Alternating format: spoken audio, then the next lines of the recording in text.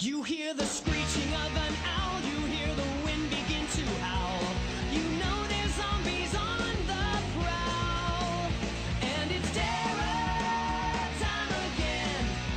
They've got you running through the night. It's terror time again.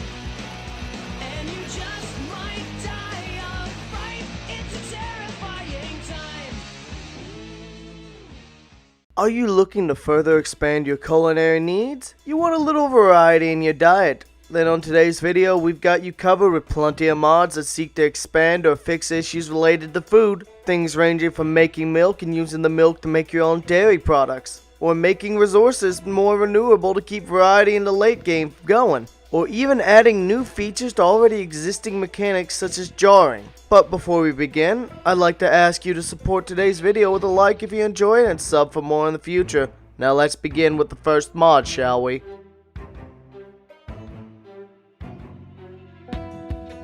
Are you tired of having no milk for baking into the late game? Or for that matter, no cheese? Well, if this is the case, then let me introduce the Craftable Dairy Foods mod by Sugar Skull. This mod does a few things. First, it adds powdered milk, so now we finally have a non-perishable form of milk that we could save until we actually need or want to use it, which is fantastic. But this mod also adds recipes to craft your very own yogurt, butter, and cheese. So you're now not just stuck with making sad sandwiches and burgers that don't even have a slice of cheese to go with that fish patty. To get started, you're going to need to locate a new issue of the Good Cooking magazine. Once this has been read, we can really milk this mod. Let's start with making the milk itself, as this is relatively simple. You're going to need 10 units of powdered milk and 10 units of water in either a jar or an empty bottle to mix the milk in. With our milk in hand, we can now create everything else. Now we're going to need another couple of things that will be addressed as relevant, but everything's going to need the newly added strainer. First off the bat is yogurt. To craft yogurt, we're going to need yogurt culture, which can be found in kitchens, grocery stores, convenience stores, pretty much most places you'd look for food products. Combine this culture with a saucepan and 10 units of either crafted milk or the base game's milk,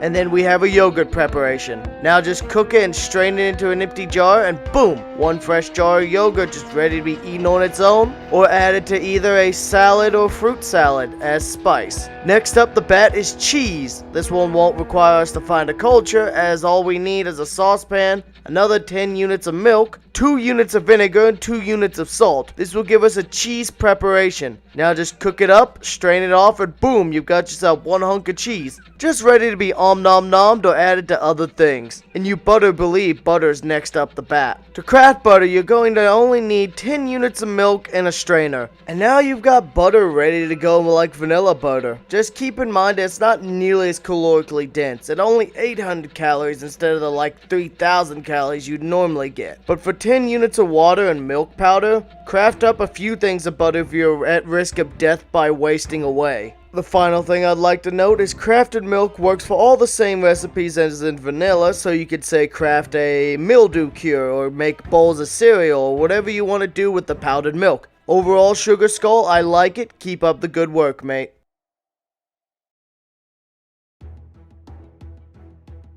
Do you wish you could set all that meat you find in-game to the side to last for longer? Maybe keep some of your hunting spoils from rotting away for a rainy day, such as that downtime when you're recovering from a wound so you need to stay home and rest and not be out hunting? Well, thanks to Alec, we have the Bottling of Meat mod. With this mod, you could jar up to 13 different types of meat, though I will say 3 of them are just different forms of bacon. Now all you need to make these mods work is an empty jar and a lid, water, salt, and the meat you wish to preserve. Just take your pick of chicken, steak, frog meat, mutton chops, pork chops, rabbit, small animal meat, small bird meat, ham, bacon, bacon rashers, or bacon bits. Once you've made your pick, shove 5 units into the jar, with the exception of ham, which takes 1 unit, alongside water and salt. Once you've got your jarred meat, just cook it and the food should stay fresh for 3 to 5 in-game years. More than long enough to last as a rainy day surplus. I'm also going to lump in the second mod they have called the Bottling of Fish mod. It's essentially the same thing as this mod, but it lets you jar fish fillets and salmon, but otherwise it's still the same thing.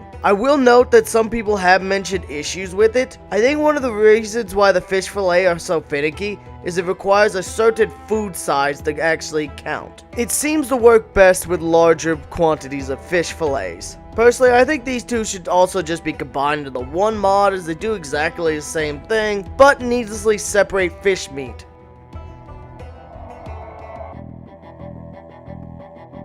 Are you tired of running out of salt, sugar, yeast, or vinegar? You can't cook your jars effectively because of this? Then let me introduce ANALGIN'S Renewable Food Resources by ANALGIN'S. This mod adds a variety of renewable resources to the pool that lets you keep more resources going into the late game. Let's start with sugar, shall we? To create sugar, there's a new farmable crop added to the game called sugar beets. Find some seeds, grow yourself some beets, and once you have 10 of them, slice them with a knife. Heat up the slices and use a pestle and mortar. You can crush up the dried slices in the sugar. Just keep in mind you have to find and read the Homemade Sugar magazine, and the last thing I'd like to mention is sugar beets require around 2 weeks or 14-ish in-game days to grow fully. Yeast is next up the bat. First, we're going to need to read the Fermented World magazine, which will also let us make vinegar and a berry wine later. We're also going to need 5 of any type of mushroom. Once you have them, crush up with a mortar and a pestle, which will give you a wild yeast base. Take 5 wild yeast base, combine them with a jar, lid, and water, then wait for 10 days for it to ferment, and you'll have a batch of yeast ready to go. Once it's done, just right click it, remove it from the jar, and you'll get the jar and lid back. Now, salt is a real simple one. With a foraging level 3, you can search the woods for salt rocks. Once you have 6 of them, just crush them up with the mortar and boom, salt. Don't ask me where the hell the shaker comes from. Now, using a vinegar bottle with at least 1 unit of vinegar and any wine in the game, you can create a vinegar base. Just keep in mind you have to be level 5 cooking to craft this, and once you do, you have to wait 20 days for it to ferment and then extract it. Now, do you want to make your own homemade hooch,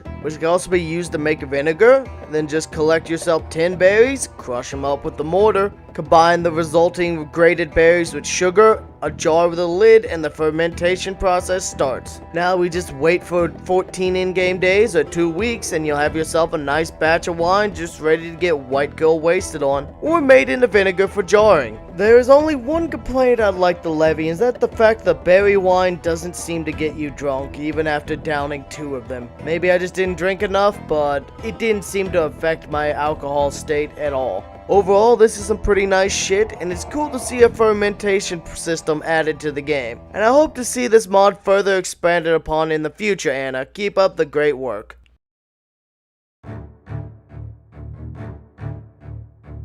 Are you tired of your jarred food going bad within 6 months? You wish it stayed fresh for a more realistic amount of time, especially due to the rare and costly resources needed for it? Then let me introduce you to Turks' Lasting Jarred Foodstuffs mod by Turkler. This mod's very straightforward and simple. It makes jarred foods last much longer. They won't go stale until after 240 days or 8 in-game months. And food won't start to rot in the jars until at least a year in. So no more going to your emergency stash a few months later and realizing all your tomatoes have gone bad and now you have essentially moldy ketchup.